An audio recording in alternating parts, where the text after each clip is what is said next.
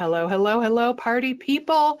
Amy has decided to open a big old can of worms this week on the IBS Freedom Podcast.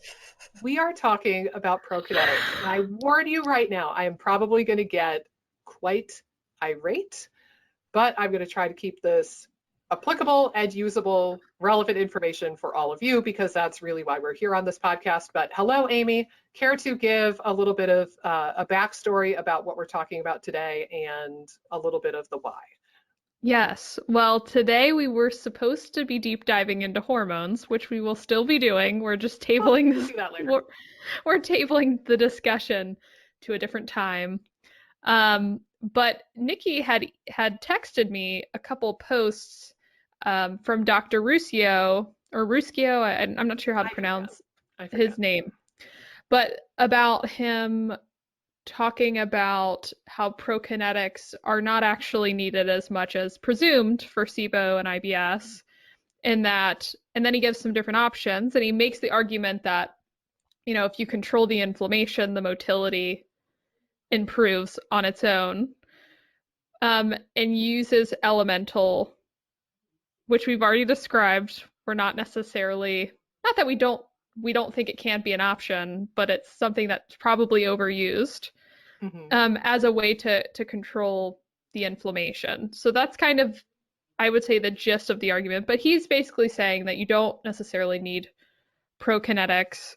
You can do the elemental or do probiotics or do some of these Yeah. other things that lower inflammation and help reinstate motility, Mm-hmm. which there could certainly be some valid points to the argument. However, I would say we don't love his stance of putting elemental as something that's, I view as more of a, and Nikki views more as a therapeutic, like done with a professional, because it can be misused and abused a bit, as something that's a good alternative for something like a prokinetic that can be really safe, really effective at reducing symptoms and helping provide some relief. Why that would be why elemental would be a better option than a prokinetic. Because he's selling it. Okay, there we go. Yes, I had to start with a, tell us how you're feeling, Nikki, since you were the one that sent me the text. I feel And like you're my therapist right now. Tell me how you're yes, feeling. Okay. yes. And I'm going to preface all of this before I get into my crazy person rant. I followed this guy for years. I've heard him speak about SIBO in summits and conferences. I think that generally speaking, he really knows his stuff. And I've chosen to follow him on social media for a number of years because I felt like he knew what he was talking about. And then for me, the rub kind of came when he started selling Elemental Heal, his own brand of elemental diet formula. It's felt like ever since he came out with his own product, it's felt like he's pushing that for literally everything. Like I've sent you crazy girl text messages with screenshots where he is putting it up on a pedestal as like one of the top 3 or 4 interventions for IBS, SIBO, Crohn's, colitis, Right. like, and it can be useful for those conditions. I'm not saying that it can't, but elemental diet, it's so hard to do and it's so taxing on your system. And I've had Right. patients who did elemental prior to working with me. And like, I remember one lady, she said she just went for a light walk around her block and she passed out, Right. like Right. just thunk on the ground, passed out because she was malnourished and weak from doing the elemental diet. And it really bugs me to see a healthcare professional advocating something in such a willy-nilly manner when Right. realistically, bare minimum, best case scenario, elemental is effective, but it's really hard to do. Worst case Hmm. scenario, it can be dangerous because you could pass out and hit your head and have a concussion, and then guess what? Your gut's not going to work so good if you have a damn concussion. Right. Or, you could be blatantly malnourished, or that could set the stage for disordered eating because you learn to get your calories from a shake all day, every day. Like, Yeah, well, I do think that there's definitely some dangers with elemental from what I've seen working with clients. I've certainly seen a few cases where elemental's been valuable. Yeah. So I don't want to totally discount that. But I've seen more cases, I would say, of where elemental has been misused. So they did Yes. way too low of scoops per day Yeah. as to what they needed. And they probably were already in a more low calorie state prior to starting. Yeah. And then it really backfires. They're totally drained. Um, they, you know, sometimes they'll even have fungal stuff pop up from it.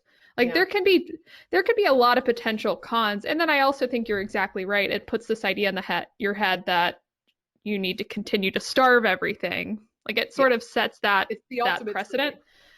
Right. And I again, like I haven't found that to be super helpful from an everyday diet standpoint. Yeah. Um, Again, maybe again from a therapeutic standpoint with elemental done correctly under the guidance of a practitioner, I think you could get some more positive results. But I agree. I think it's willy-nilly and Possibly could put, dangerous. yeah, I agree. I agree. And it's almost like, you can kind of think of it being analogous to, and like, here's one of the things that drives me bonkers too, is I will see Instagram ads and Facebook ads selling Elemental Heal. Right. And Me too. it just really drives me up the wall because it's almost in my brain, being that I think of Elemental as more of like a medical food or a Right. medical intervention. It's almost analogous to if you saw an Instagram ad for doxycycline or rifaximin and you could just click a button and order it online. Right. Would anybody in their right mind think that that's a good idea? And I know like the availability of rifaximin and a lot of people with SIBO fathom that they need rifaximin. So some of you might be thinking that'd be great. But I'm telling you Right. right now, it's a bad idea. If Right. you could just order Cipro or doxycycline or whatever, like that could be really dangerous. And that's why we don't do that. And I feel like with Elemental, it should not be widely available willy-nilly. You really need supervision and you really need guidance to make sure you're doing it right. And honestly, you need to talk to somebody who's objective about your case so that you can determine if you even need to do it. Right. Because Right. I would say 90+% of the people who do the Elemental diet do not need to do it. There are Right. other Right. things Right. that they could tap into, including Prokinetics. Right. They, Right. And it's like again, there are alternatives that are right, safer and more effective and more and it's pleasant. also right. It's nasty. From what I hear, it's really gross. And I think the one I've heard benefit his I tastes much better right, than the alternatives. I right. will. I was gonna say that. I have heard that the taste is a lot better. So Mhm. again, maybe if elemental was appropriate, maybe elemental heal would be a better option just because it tastes a little better. It could be more Yeah, bearable. But what you and I both agree on is that it's oftentimes not necessary. yeah, Again, it can lead to some negative side effects. And things, if you're measuring like risk benefit ratio yes, between elemental heal and prokinetic or any elemental diet and prokinetic, yeah, I mean, there's very little risk of trying a prokinetic. almost none. Um, yeah, and again, there could be a lot of benefit as well, and you could keep your diet more in place. You could actually Mhm. often expand your diet better when you're Nourish your on, body. yeah, right. So I totally, when you sent me that message, it is frustrating. Um, because again, like we can't be listening elemental as like high up on the list in our opinions Yeah, to in order to work on IBS and SIBO. It and he consistently does. Again, right, I've sent you right, pictures from his posts. He'll list his top four interventions or tools for IBS or Crohn's or colitis or SIBO, and he always puts the elemental diet right there at the top of the list, right, right, side by side with things like antimicrobials and probiotics. And I'm like, really? Like, again, the risk benefit ratio is very dissimilar. It doesn't make right, sense. And again, right. And I'll kind of pull up some of his posts. So for example, let's see, hold on. Okay, here's the one that really ground my gears down to little nubs. And this is the one I think I sent you. So it's a quote from him, and it says, "What I have consistently found in clinical practice is that by remedying the underlying gut dysbiosis and damping down inflammation, we can resolve the motility issues and improve symptoms of SIBO and IBS without needing much other intervention from Prokinetics." And then, he goes on in the body of the post, the text of the post on Instagram, and midway through he says, "Some gut healing strategies that should be considered here include a gut healing diet," whatever that means, Lord knows, "probiotic therapy, elemental diet, number 3, and antimicrobials, parentheses, especially herbal ones." Good Lord.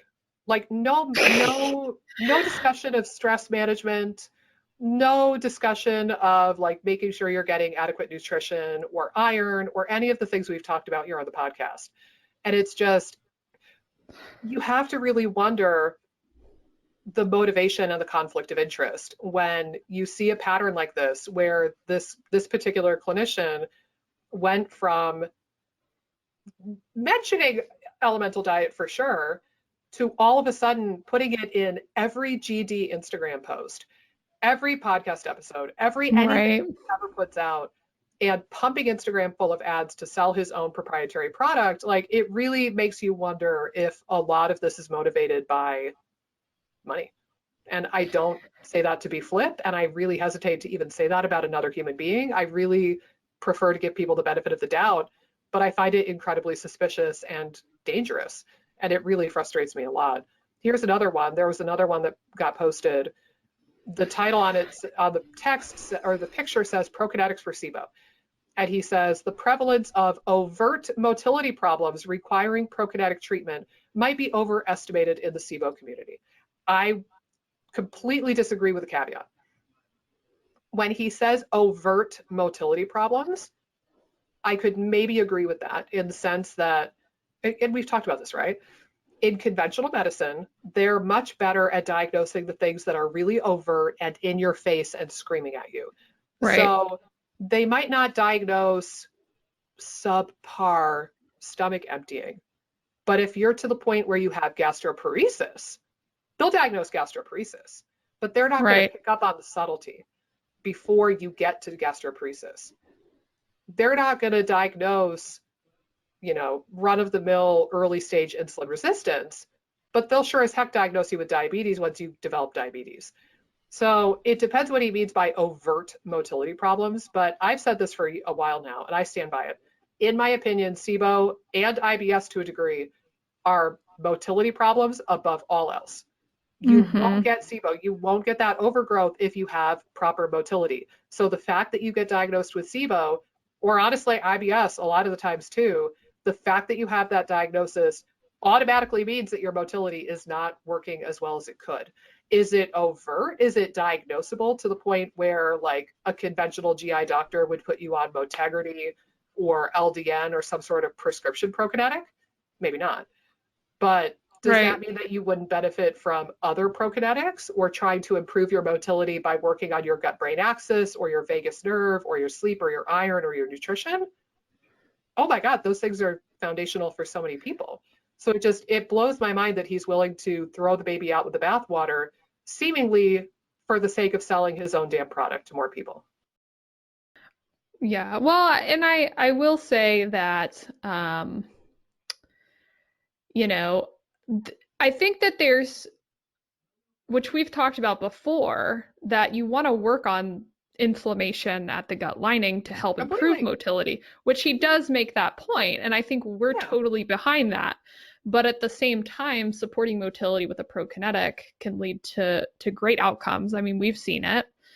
So I think, again, like that's where the frustration lies is, I don't think it's necessarily a complete unbiased look at it, at the motility issue.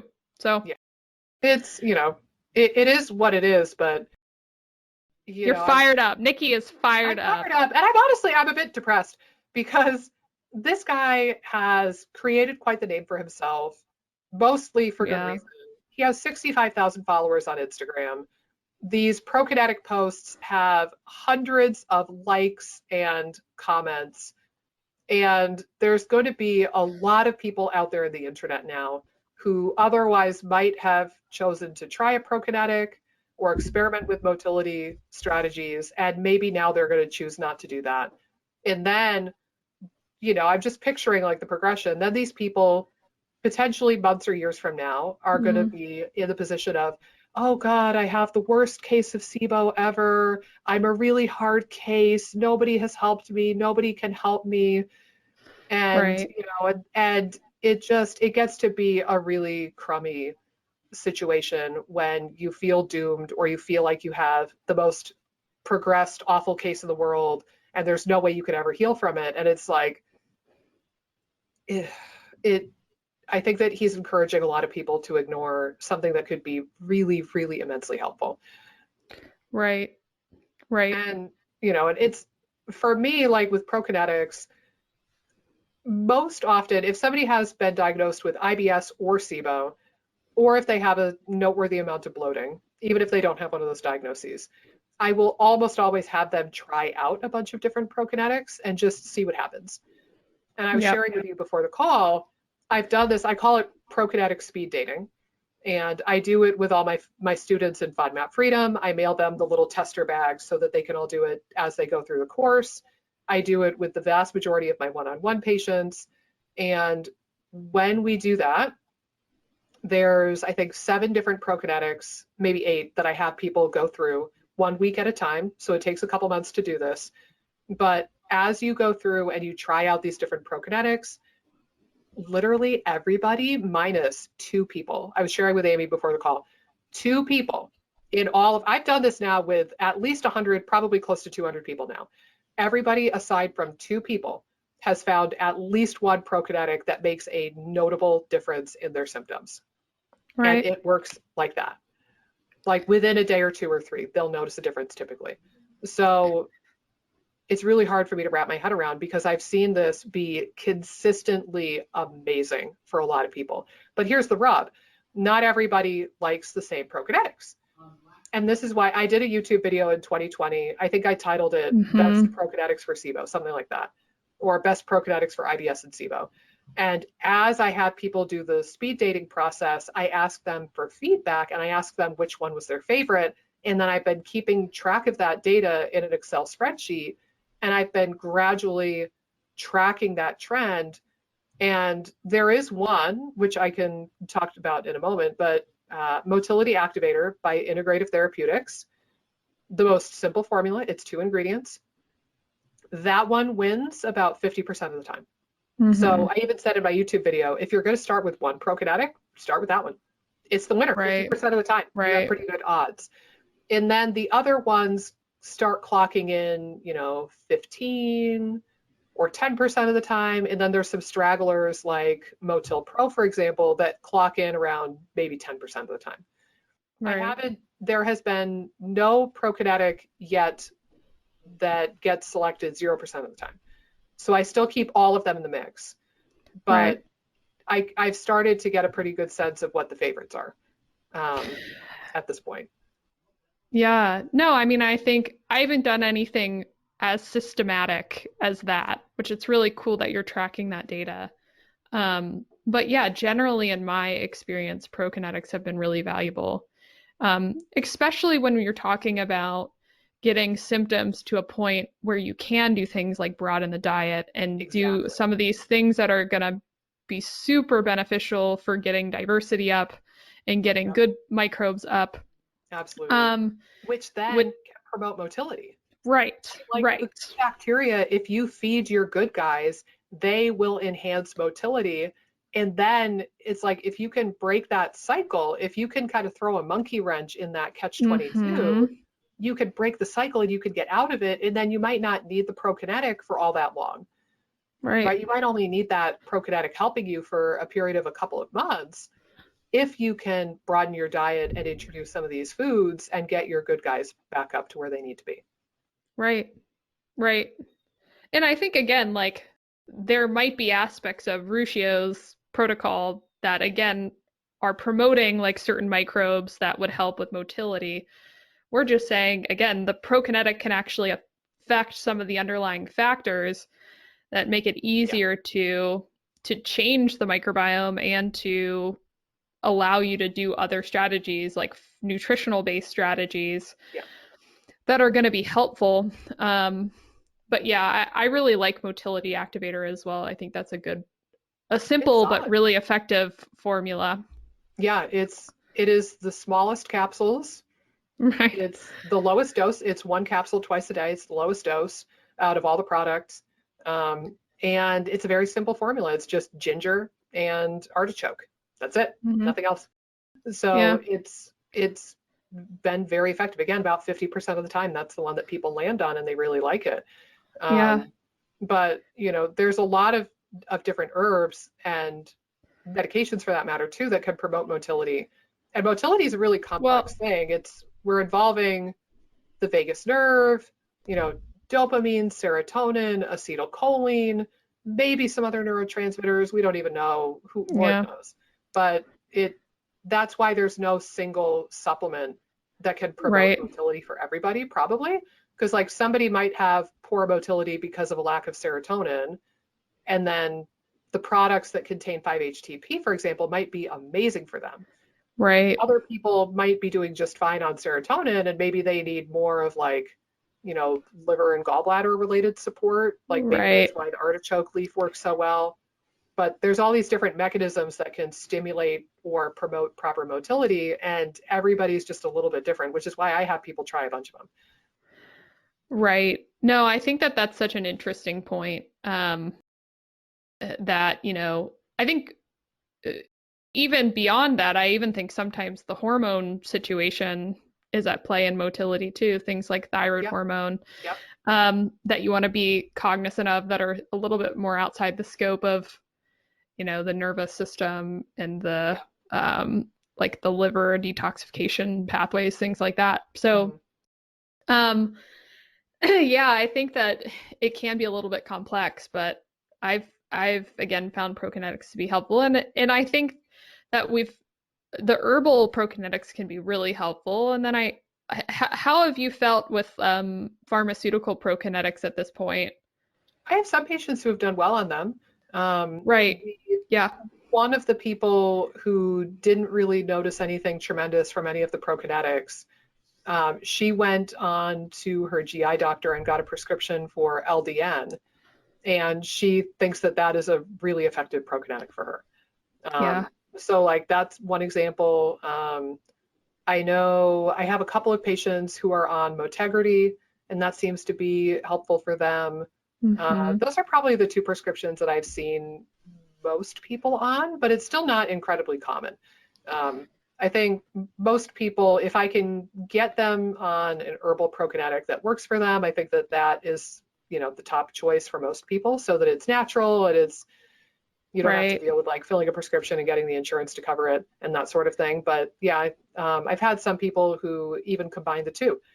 Maybe they come in and they're already on Motegrity when they come see me, and then we layer in an herbal Prokinetic to kind of get the train to move in a bit better. Yeah, I think that that's a really good point, like potentially combining them. Yeah, I've found that Motegrity has been helpful for some of my clients, especially if it's kept sort of at a lower dose. I think that helps with there's not as many side effects at the lower kind of 0.5 milligram, maybe a little bit higher than that dose. But yeah, I sometimes experimenting with the pharma Prokinetics, if you've experimented with other things, could be valuable. Yeah. And actually, I just had a patient this week too. I forgot. He was recently prescribed amitriptyline, which is an antidepressant, but that has tremendously helped his bloating. He was even able to eat like some wheat, I think. He was able to eat foods that he normally would not be able to tolerate, and he did just fine with them. So again, it was quick. It was within like the span of a couple of days. He decided to eat some food that he normally wouldn't have eaten, and it was totally different scenario than what he otherwise would have experienced.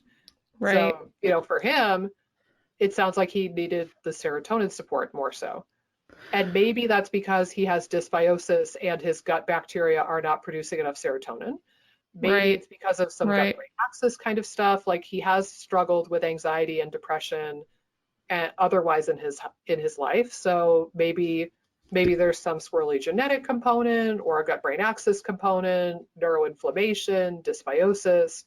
That's the thing is like the one point that I do appreciate from Ruscio's stuff that we're criticizing this time around is, yeah, you still want to be holistic.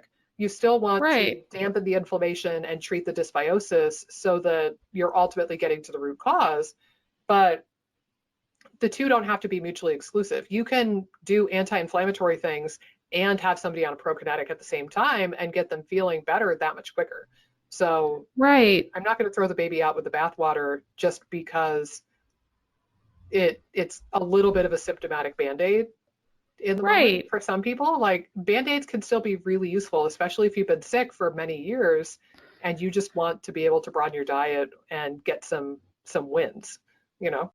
Right. Well, I think in some ways, like maybe a good analogy is you're supporting it so that you can work on the actual like driving up good microbes, working on Yeah. dampening down inflammation, but you're supporting it so that it's actually operating better. I would think like a similar scenario would be kind of like HCl. There could be a Mhm. lot of reasons why HCl might be down. And maybe you work on some things initially to try to get HCl up, but like at that point, like if HCl is still not budging, maybe you need a little HCl to sort of get you over the hump, Yeah. and to be supported. And, you know, if you can repair the underlying factors that are driving down the HCl, Yeah. then you can, you don't need to take it all the time and it might not be necessary, but it can be a very important Stepping tool to stone. get you over a Yeah. barrier. Well, and like I'll harken back to our conversation with Thomas just as an easy example. Say you have low stomach acid and you also have low Mm, iron. yep. So you don't have energy to fuel the parietal cells and their mitochondria, so you can't make HCl, but then you also have low stomach acid and therefore you can't absorb your iron, and then you're making the situation worse, right? Like Right. low iron begets low HCl begets low iron absorption, and round we go. Well, if you take that Hmm. person who's stuck in that loop and you supplement betaine HCl, well, now they start absorbing their iron. And now we can start fueling the mitochondria and the parietal cells, and now they can start making their own HCl. So something that feels like a band-aid, you know, honestly, band-aids can be useful to bring down symptoms and just help you make forward progress and help your mental Right. health and get you some wins during the treatment program. But also, you might actually be breaking a vicious loop or a vicious Right. cycle and you don't realize it. And you're actually doing exactly what you need in order to treat the root cause. And I would say Right. something similar happens with prokinetics and dysmotility. If you think about it, Hmm. okay, he says treat the inflammation, right? Okay, easier said than done, bro, which I'm sure he knows. I'm just being I'm Right. just being a jerk now. But Right. if you think about it, okay, if you are inflamed because you have SIBO Mm, and you have yep. SIBO because your motility sucks, is the best root cause way to treat the inflammation to take a bunch of turmeric or broccoli seed extract or resveratrol or whatever, pick your favorite anti-inflammatory? Or will promoting motility with a prokinetic help you clear some of the bacteria and some of the gas out of your small bowel and give you the time and the space to heal your gut lining and kind of start to address the dysbiosis and the SIBO, and then your inflammation levels naturally come down because now you don't have as bad of a case of SIBO or as bad of a case of dysbiosis. And now by introducing a prokinetic and repairing motility, now you are treating the root cause of the inflammation, and then your inflammation comes down. And then I would argue, Right. yeah, if you bring down inflammatory levels, then yes, your nervous system will work better, your vagus nerve will work better, your motility will work better. That's absolutely true. But sometimes Right. the way to dampen that inflammation is to promote motility in the interim, in the Mm, short term. right. And then it's like your body kind of maintain it from there, right? Well, and I also would argue too that you really can't balance out the microbes well in the small intestines if you have poor motility. Yeah. So you almost have to get the motility up and running in order to be able to facilitate change in the microbiome, which will then help with inflammation. I So agree. I don't know. It's all a little Round and round we backwards, go. right? A little bit round and round, the merry-go-round of. Um, but I know like we got deep into this conversation pretty early. We Do did. we want to talk about like some of the like, what a prokinetic does exactly and like Should we have what started the episode with that? right. What Oh, well. we just really opened up a can of You worms get what right you from the get with the IBS Freedom Podcast. right. Exactly. Do The you Think want Your to Mama's podcast. do you want to go ahead and tell us like a little bit what a prokinetic is and what it's going to do specifically for SIBO and even IBS cases? Yes, but first, I want to be a little bit bitchy for just a nanosecond. Oh God. Oh Lord. If I get this one off my chest real quick, then I can close out this window and I don't have to look at Ruskio's face staring at me while we do the rest of the recording. Because I Okay. have his Instagram pulled up on my computer right now just so I could read stuff to you guys. I'm gonna throw this out there. And again, I realize I'm being a creep, but I really think it harkens back to the point we made before. So he has the 2 recent posts about how Prokinetics are no good, apparently. News to me.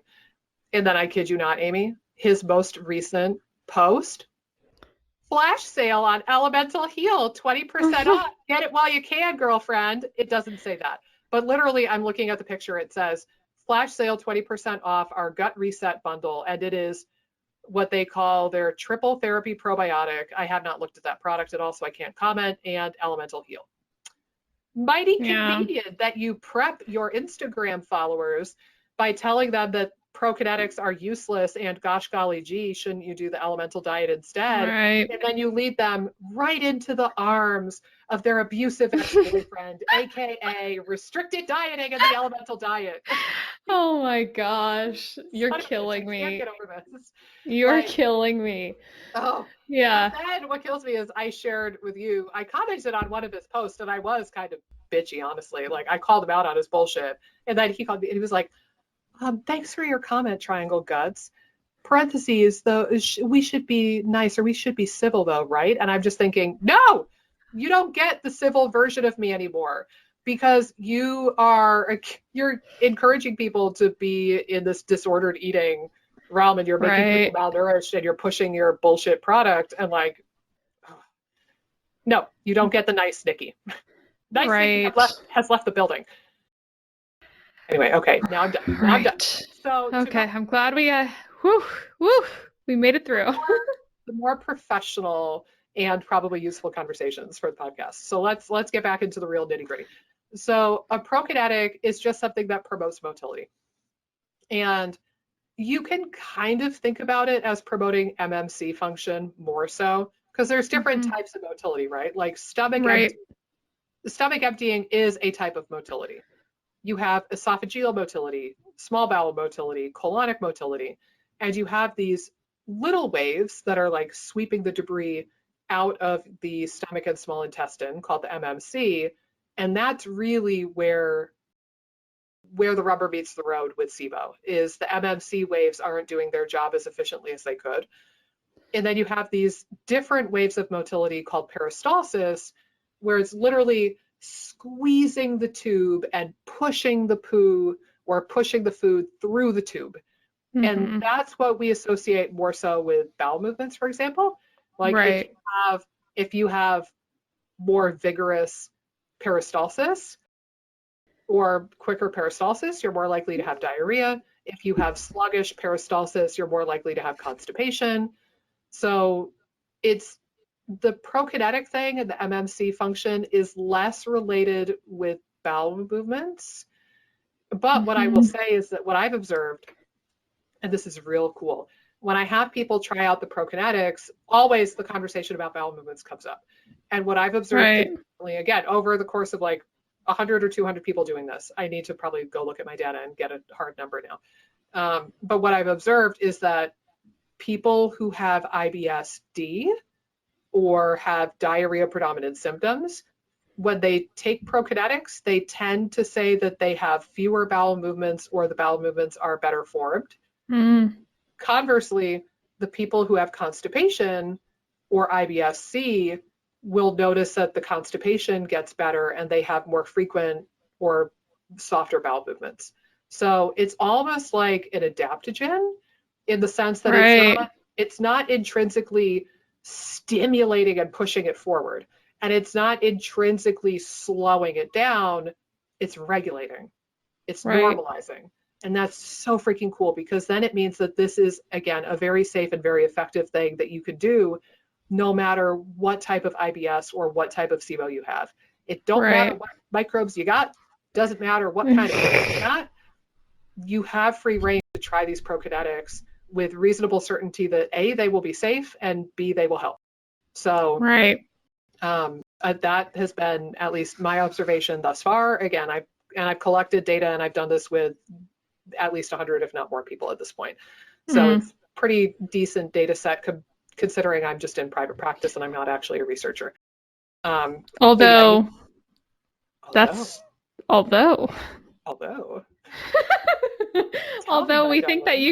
we think you could have been a researcher in another life. I could have.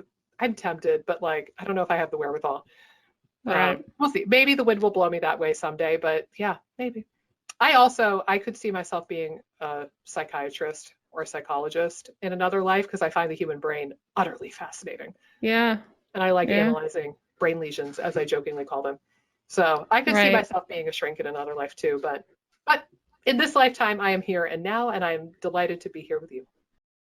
Excellent. Okay. Well, let me, I'll just, if I may, I'll talk about some of the ingredients and some of the products that are used as Prokinetics. So I'm going down, just to let you know. Okay.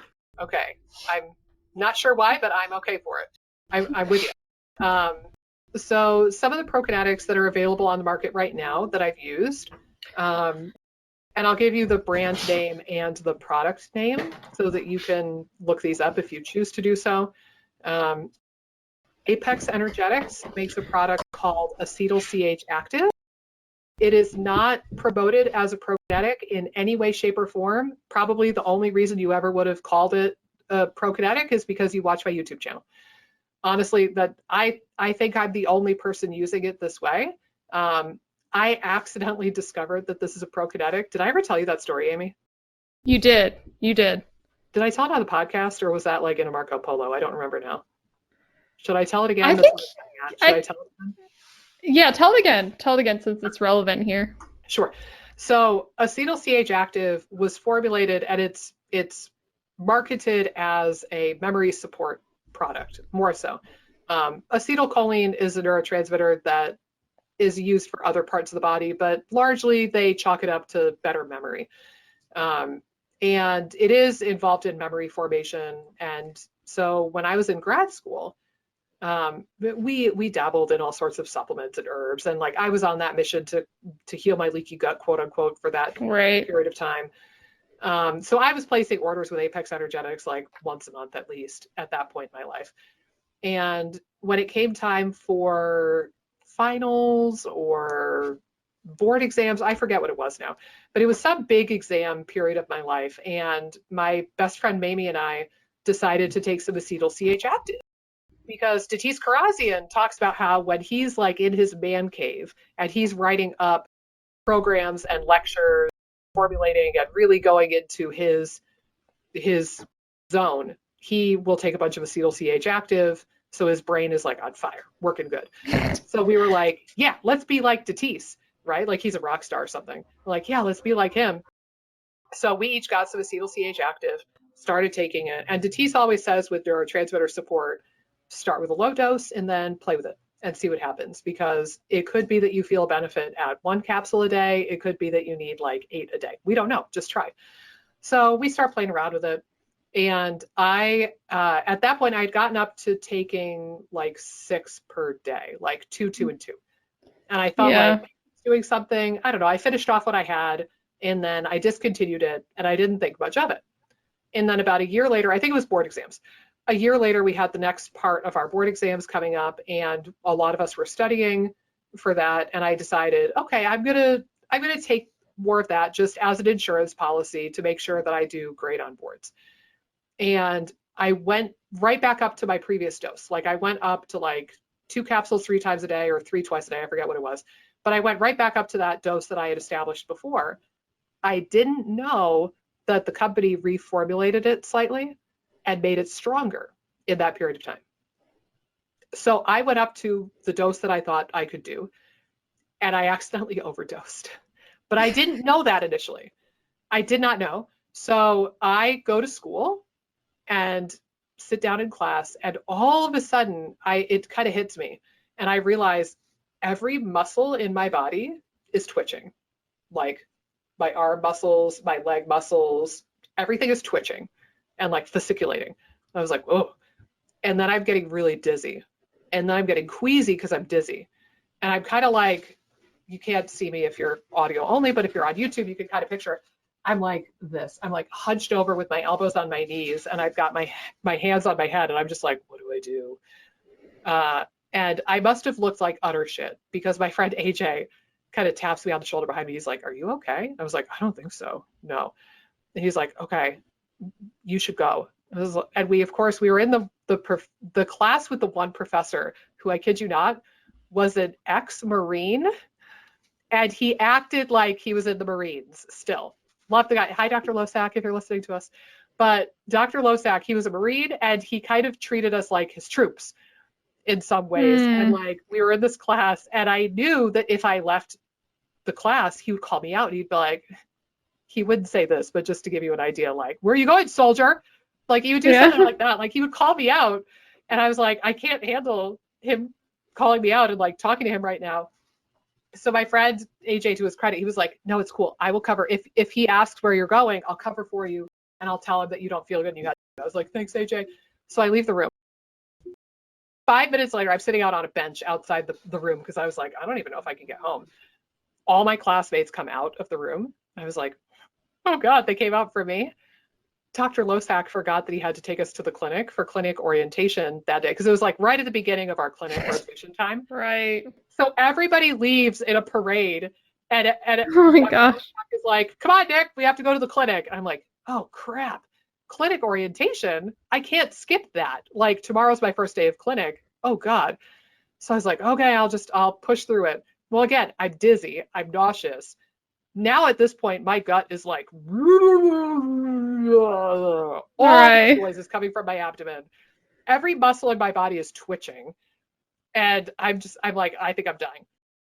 And so I luckily I was able to stand in for the clinic orientation for like 5 or 10 minutes. And then AJ finally was like, you have to go, come on.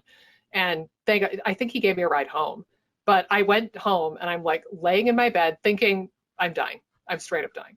And I'm laying there, every muscle in my body's twitching. And my gut does that again. My gut does this like all the noises. And thank God it clicked. And I go, oh, acetylcholine. You have acetylcholine in the muscle, like the neuromuscular junctions on every skeletal muscle in your body, which is why every muscle in my body was twitching uncontrollably. You have acetylcholine projections in the cerebellum, and that's where you have your balance centers, and that's why I'm dizzy, because my cerebellum is freaking out.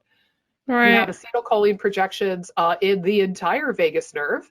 So my gut is churning and moving away, and I'm nauseous because my vagus nerve is freaking out. I overdosed on acetyl CH. Goddamn. And then I was like, okay, well, I'm just going to ride it out. And at least I was reasonably sure I wasn't dying. So then I just like took a nap and I was fine a couple hours later, but I straight up thought I was dying. Oh my gosh. The point in all this is be careful with your herbal supplements. Yes, you can overdose on herbs, even if it's natural. Natural doesn't mean that it's without consequence. But the other thing is that I learned, I was like, oh, and then it was several years later, I kind of clicked and realized, oh God, it's a prokinetic. Acetylcholine, vagus nerve, promoting motility. oh my God, it's Prokinetic. So I've been using acetyl CH for a couple years now as a Prokinetic. It is the only Prokinetic that I have in my list right now that doesn't have ginger. So for people who can't do ginger, maybe because they have really irritated gastritis, Yeah. or like the ginger gives them reflux or irritation, it's a really nice option for those folks. And some people have said like they have better mental clarity or sharpness, maybe because of the temporal lobe stuff. But Right. yeah, it can be useful as a prokinetic because it facilitates acetylcholine pathways, including but not limited to the vagus nerve. Just be careful not to overdose like I did. I usually have people do like 1 capsule twice a day, or maybe 2 capsules if you feel like that doesn't do enough Right. for you. So Right. just be mindful of that. But yeah, it does work for that purpose. This acetyl CH active is actually the number 2 or number 3 runner up in my standing right Mm, now for the data. So a nice. lot of people like it. Then I'll usually have people move on to 3 back to back that are all very, very similar. So there's motility activator, again, ginger, artichoke. That's it. Right. End of story. Then I have them try 2 other products. MegaGuard from Microbiome Labs, very similar product with only 1 addition, licorice. And that seems to be even more powerful for some people, but not everybody. And then there's a new kit on the block. It's very new, only came out in the last maybe year and a half, I want to say, but it's called GI Motility Complex. Or no, hold on. I have to look it up. Hold on. As she makes you all wait and chew your fingernails. Hold on. It is called, yeah, GI Motility Complex from Enzyme Science is the company. That one is ginger, artichoke, and some powdered apple cider vinegar. Hmm. I've only had 1 person choose it so far, but it is the new kid on the block, so I'm not Right. really writing it off yet. But one guy really liked it recently. So those I chunk all together. So I have people try acetyl CH first because it's completely different formula from any of the others. Right. Then I have them roll into the ones with artichoke and ginger plus maybe 1 other ingredient. Then I save the 5-HTP containing products for dead last, because Right. some people don't appreciate 5-HTP, particularly if, and I ask everybody this, but if you are a person who has taken an SSRI medication and you hated it, or it made you feel really unwell, do not take any of the ones I'm going to mention next, because they Right. all contain 5-HTP and it's going to fire up your serotonin pathways. And if you didn't like an SSRI, you are going to hate these Right. without a shadow of a doubt. It's going to mess with your sleep or your cognitive function, or it's going to give you real weird anxiety or sleep issues for a day or 2 if you take them. So I would not bother. But that's few and far between. I've only seen that happen twice, I think. So it's not common. But that lineup, there is Motil Pro from Motil Pro from Pure Pure. Encapsulations, Yep. SIBO MMC from, God, what is the company name? I can picture Priority the One. bottle. Yeah. Priority One vitamins. I have it here. And then last but not least is Prokine from the company Vita Aid. I crack up because Motil Pro is the one that gets all the press, Right. and it's the one that's been around for the longest. And everybody and their brother at this point has tried Motil Pro. I will tell you, hardly anybody chooses it. Yeah, and Just, I will say too, it tends to come with a lot of ginger burn yeah, like that. It the tends ginger to bee be lives on you a lot. like people typically like not only don't really like it, but like it causes more symptoms in Yeah, some people because it creates so much more ginger burn. yeah. Um, And it's weird because it's not like the product actually has that stupendous of an amount of ginger. Like I'm looking now, it has 1,000 milligrams of ginger per 3 capsules. So roughly 333 milligrams per capsule. But if you look, let's see. Okay, so that is a lot more than SIBO MMC. And let's look at Prokine. I mean, a serving size of Prokine is 600 milligrams.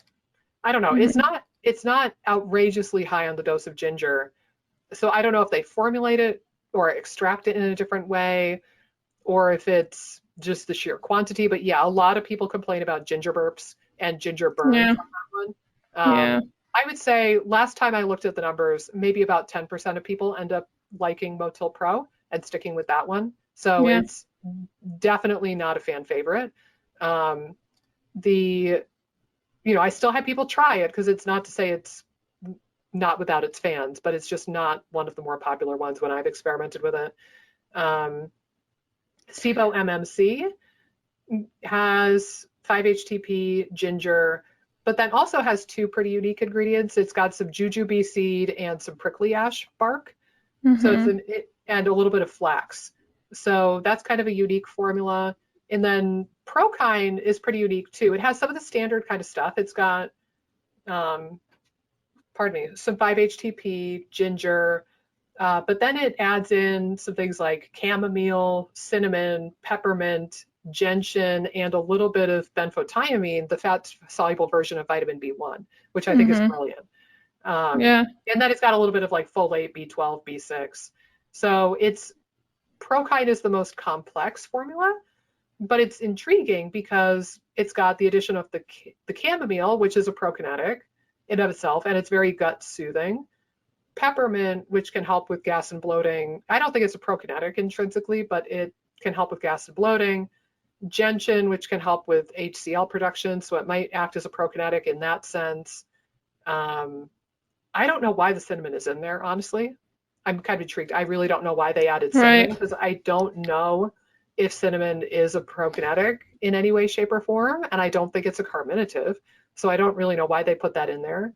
And then, like I said, the benfotiamine, I think that's brilliant that they put that in there because Yeah. vitamin B1 is very, very much needed for motility. And a lot of people, we've talked about this before, a lot of Right. people are kind of low or low normal on vitamin B1 because of Right. dietary restriction. So I think that's genius.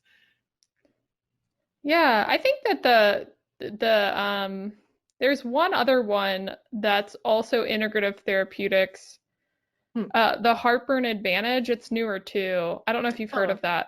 I It's think, it's basically like Megagard but with zinc carnosine. oh, okay. So it's like motility activator but with DGL um Hmm. and zinc carnosine. That Huh. has been I've liked that one for people that might need a little bit of extra stomach support too. Yeah. Um, that can still tolerate a little bit of ginger. Like I think that's an interesting formula, Hmm. but very similar. Again, like all these are like +1 or +2 type Yeah. of ingredients. But I think the motility activator is really interesting because I find that one's super helpful for my clients as well. Um, and I Yeah. think that It's the good to know. artichoke, yeah, and I think I mean, ginger in general can help stimulate the contraction of gallbladder function. Mm-hmm. And artichoke leaf tends to help with bile flow as well. Like I Mm-hmm. wonder again, like if there's a bigger bile component Yeah. in the people that are having relief with the motility activator type similar I think so. supplements. Yeah, I really think so. And throw this out there too while it pops into my mind. It's kind of tangentially related to our current conversation. Right. Um, Going back to the idea of treating the root causes and dampening inflammation. To be honest, everybody comes to a practitioner like us saying that they want to treat the root cause, right? Right. 100% of our Right. patients say that verbally. Right. Is that 100% true? I have found no. And Right. Right. I here's the thing is like we are all willing to do certain things, but not other things. If you told me right now that I had to get a fecal transplant, I'd probably do it. I kid you not. If you told me Right. I have to give up chocolate, I would stab you in the eyeball. Right. I'm Right. not gonna Right. do it. And it's just we all have our things.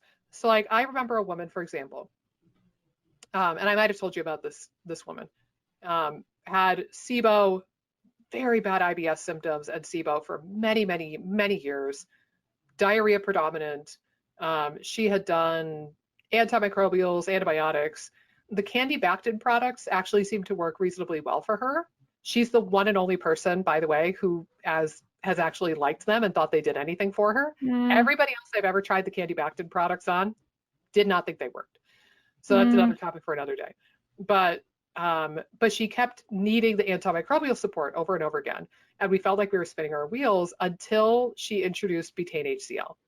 And then mm. that for her was like, ah, like the clouds parted, the angels sang. And she, every time we checked in, she'd be like, I've gone a month without diarrhea.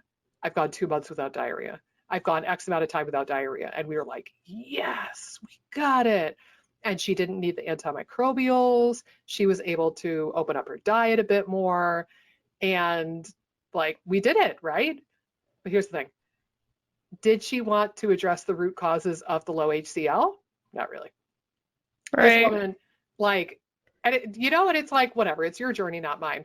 But for her, I guarantee you, without a shadow of a doubt in my mind right now, stress and Right.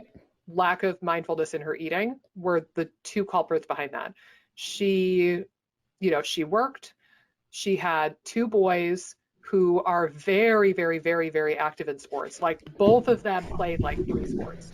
Right. And when she wasn't at her job, which if I remember correctly was at least somewhat stressful. I mean, whose isn't, honestly. But when she wasn't working, she was shuttling them back and forth to baseball, hockey, soccer, band practice, whatever it was. And she claimed to love it. Like if you talk to her about it, she'd be like, no, I love being a hockey mom. I love being a whatever mom. But she was still go, go, go, go, go, go, go, go, go, Right. 24 hours a day. And she never got a break. And like she couldn't make time to work out. She couldn't make time for herself and self-care and slowing down to chew her damn food because she was always on the go.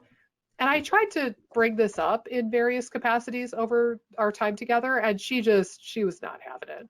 Like there was no budging on this. She really felt like it was, her motherly duty to support her kids in their endeavors, and like that the sports were something that they were really passionate about, and she wanted to support them. And it was like, you know, it's okay. Like if you want to take 6 betaine HCl pills with every meal for the rest of your life or until your kids graduate and leave the Right. house, Right. honestly, like we could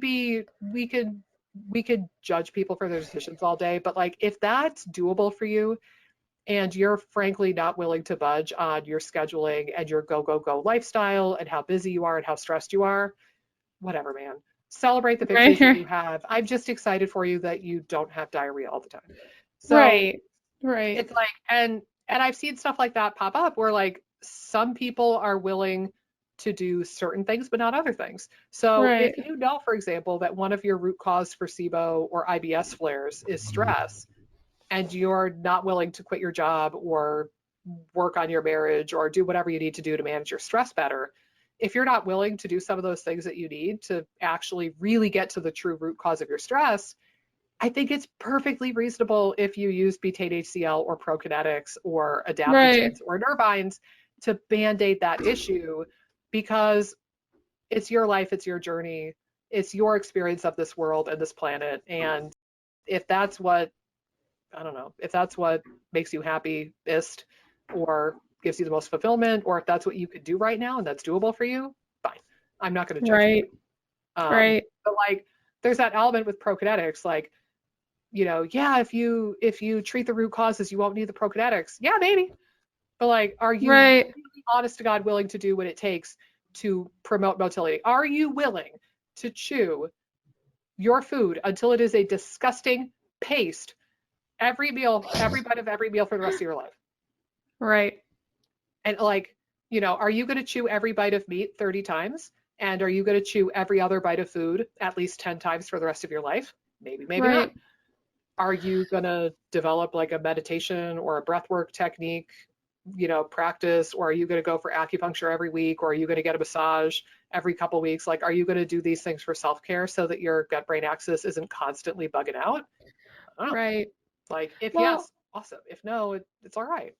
Well, and I also know, like we've talked about, there might be scenarios where people may need a little bit more long-term prokinetic Yes. support in Hmm. situations where there's been a lot of food poisoning or maybe kind of Yeah, nerve damage in the gut. They might yeah, need more long-standing prokinetic support compared to absolutely. someone else. So, I mean, again, even in situations like that, like if there's a level of damage that's going on within the nerves of the gut, like you might need to be on something a little bit more long term. I don't know if it's a forever thing, Yeah. but more than someone that doesn't have like food poisoning as part of their presentation or like Yeah. a past infection that was really bad as Hmm. part of their presentation. Yeah, and I'm glad you brought that up because it's a really important piece for this conversation is that, yeah, right now, if you follow like Dr. Pimentel's group and the research out of Cedars-Sinai with the whole anti-vinculin antibodies, post-infectious SIBO, post-infectious IBS kind of stuff, the current recommendation is that people who have anti-vinculin antibodies, which are the result of food poisoning for some people, if you have that anti-vinculin autoimmunity, the current recommendation is that you will stay on Prokinetics for a minimum of 5 years. And right Yeah. now, I've been telling people for a while, I'm like, right now, I would bank on 5 years. But keep in mind, we've only known about post infectious IBS and anti-vinculin antibodies for 5 or maybe 10 years. And we've only started to understand what happens and what it does for a few years. So that recommendation is probably because that's the limitation of the data right now. If we Right. fast forward 5 years from now, they might have more historical data and they might look back and go, oh, okay, these people need to be on a prokinetic for 10 years. And then maybe, 20 years from now, maybe they're going to say 25 years. And it might be that those people need to be on a prokinetic indefinitely because their motility was so compromised. And they literally, when that happens, you don't have as many nerve endings in your gut anymore, the ones that promote Right. motility. So Right. unless you're really working at the root causes and the autoimmune stuff and the dysbiosis, and you're working with a practitioner like in functional medicine or integrated medicine or somebody like Amy or I, if you're not taking very diligent, very systematic steps to try to rebuild those nerves and get that tissue to be happy and healthy and functional again, there's a likelihood that you just won't have as many nerve endings in your gut. And therefore, you need to keep the ones that you do have as happy and healthy and stimulated as possible. And that's where Prokinetics can really be helpful. So if you have Right. post-infectious IBS, I would bank on a minimum of 5 years, maybe longer, for Prokinetics. Right. Have, run-of-the-mill IBS or run-of-the-mill SIBO that doesn't involve food poisoning, at least I would say, at least do a couple of months. Usually I tell most of my IBS and SIBO patients, we're going to do this for at least 6 months. And then you can play around with decreasing the frequency, decreasing the dose, or just getting off of it entirely. It's up to you at that point. Right. No, 100%. Yeah. Oh, another thing I will point out too, if you fall down the internet rabbit hole on diabetes and autonomic neuropathy, Mm. oh man, like Who's gonna, I feel like vagal that's nerve. like a random thing to just stumble upon. I forget how I fell down the rabbit hole, but oh my Right, God. right, Oh my God. You can tell like I have PubMed tabs open on my computer 24/7. But right. holy crap. I was putting this, I think I was researching it primarily because I was adding some content to FODMAP Freedom and I was fleshing out the blood sugar part of the conversation a bit. And Mm-hmm. there are some really fascinating, holy shit papers on the vagus nerve and diabetes. Because remember, diabetic Right, neuropathy is a thing, right? And right. I don't know, I had this epiphany or I stumbled on it accidentally where, we think about diabetic neuropathy and we think about it in the feet, right? And like, Mm-hmm. if it gets bad enough, you could get like gangrene. You could have your toes or your foot amputated if it gets bad enough and the diabetes has progressed enough. But then, if the nerves in your feet are compromised because of the diabetes, who's to say that your other nerves wouldn't be compromised? And holy crap, it is. Like you read about the vagus nerve and diabetes and autonomic diabetic neuropathy, that's another group of people that their vagus nerve is probably not doing so hot. Their motility apparatus Uh-oh. is what? Did I freeze? Up. Yep. Yeah, Just you glitched out for a minute. am I back? Um, you are back. We hope. Okay. Yes. But anyway, just to titillate you with that little tidbit of information, diabetes 100% without a shadow of a doubt affects your vagus nerve. So if you have Yes. chronic blood sugar regulation, even if you're pre-diabetic or just insulin resistant, Right. you are compromising your vagus nerve and your motility. And that's another big group of people Mm-hmm. very responsive to Prokinetics, in addition to the other stuff that you do. Like Right. don't be the idiot that takes a Prokinetic and then eats a Snickers bar and is like, yeah, I'm good, I'm doing the root cause. Like, that's Right. not it. You still need to treat the insulin resistance, the hyperglycemia. Like, you still need to get the blood sugar down so that your nerves aren't perpetually freaking out. But in the interim, in the short term, you might get a lot of benefit out of Prokinetic in that situation too. Right. Such a good point. I'm glad you brought that up. And how common is diabetes and insulin resistance? Like, Very common. like And even 2 out blood of every 2 sugar. Americans, practically. Right. Well, and I think blood sugar dysregulation is way more common than people realize just in like my clients when I know you do sometimes continuous glucose monitors. Like when I've done those with clients, like just seeing someone that has normal A1C, kind of normal fasted, maybe a little bit elevated fasted, but like they're swinging all over the place. Yeah. Have we done a blood sugar episode? I feel like I was thinking that. I feel like we haven't yet. I'll add that to the official schedule. Do that, yes. I'll put it in the Google Doc so that we know that that's on the radar too. That and the hormones, because I really do think there's a lot to talk about with estrogen, testosterone, progesterone, etc. So we've got a whole series on that topic coming up soon too. But yeah, I think we should probably honestly do one episode on hypoglycemia and another one on hyperglycemia and diabetes. Yep. I think that'd be great. Heck, we could maybe even parse it out into type 1 and type 2 because those are kind of different ball games as well. Yeah. We'll see what way we end up going. I will say I'm a little worried about my tech stuff because we're both frozen. Yeah. Right now. It's weird because on my end we look fine. We're both moving. We're both talking. Okay. It's probably on my end then. Maybe. Are you calling me out that it's on my end? Maybe. Yeah, it's your fault. I know. I'm frozen. You're frozen. We're all frozen on my end. Well, fingers crossed that it's not like that on YouTube. If you're looking at our derpy frozen faces on YouTube right now, sorry, not sorry. You get what you get on the IBS Freedom Podcast. That's going to be the new slogan, by the way. Yeah. Yeah. You get what you get, man. Yeah. But maybe this is the technology telling us that that's a wrap. Maybe it's the computer overlords telling us that we have beaten this topic into the dirt so much that there can't possibly be anything else to talk about regarding Prokinetics. But I will throw in just one more little brief except this one other thing. Brain nugget to marinate on. Yes. And then we'll wrap up for real. So there are certain ingredients and compounds that we know are a prokinetic. So things like ginger, artichoke, melatonin, 5-HTP. And these are things that we know have a prokinetic effect. But the whole merit of a prokinetic is really getting more attention nowadays. And it wasn't necessarily an ultra popular thing to research in herbal medicine up until this point. There are probably other herbs that have prokinetic action to them, and we just don't know yet because nobody's bothered to do that type of research. Because again, research is not done, science is not done. We're doing new research studies all the time. And just know that you could try something like dandelion root, for example, something that promotes bile flow or gallbladder health, as an example.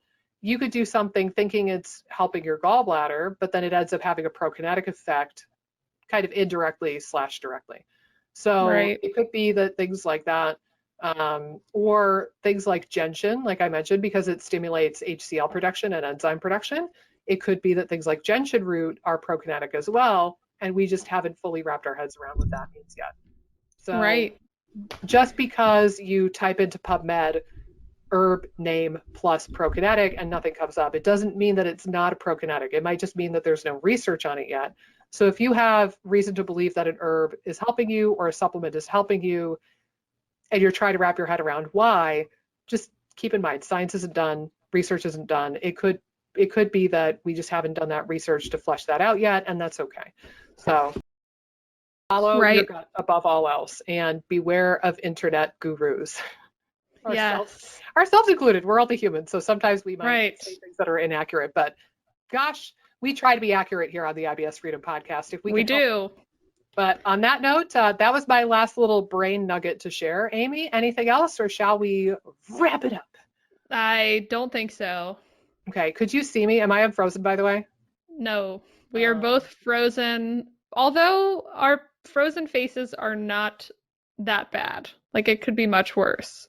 Okay, well, so that's the silver lining. Well, I did like a very energetic, like arm motion of wrap it up when I said that. And I wanted you to know that because I feel like you lost out on some of that experience. Yes, oh man. I'm FYI. sad. You'll have to go back and watch the replay on YouTube.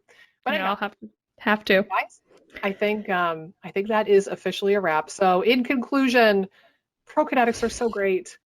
Please, for the love of God, try a Prokinetic. Go get you, hell, even if you just go to the grocery store and get some ginger and make ginger tea, please, for the love of God, try a Prokinetic, because I really think it'll help the vast majority of people who are listening to this episode. And take anything that you see on the internet, Brusquio or otherwise, with a grain of salt, because we're only humans. We all have opinions. We all have biases. Some of us have conflicts of interest, money. And it could be that you're getting a less than complete picture on the internet, but do check out Prokinetics. Again, motility activator seems to be the fan favorite thus far.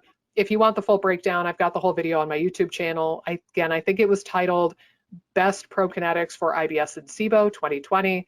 So you can find that on my YouTube channel. But otherwise, we will see you right back here in the IBS Freedom Podcast for another stupendous episode about gut health as it relates to some other part of your body or some diagnosis or symptom that you have. So as non-specific as that is, we will see you again very soon, hopefully to talk about hormones.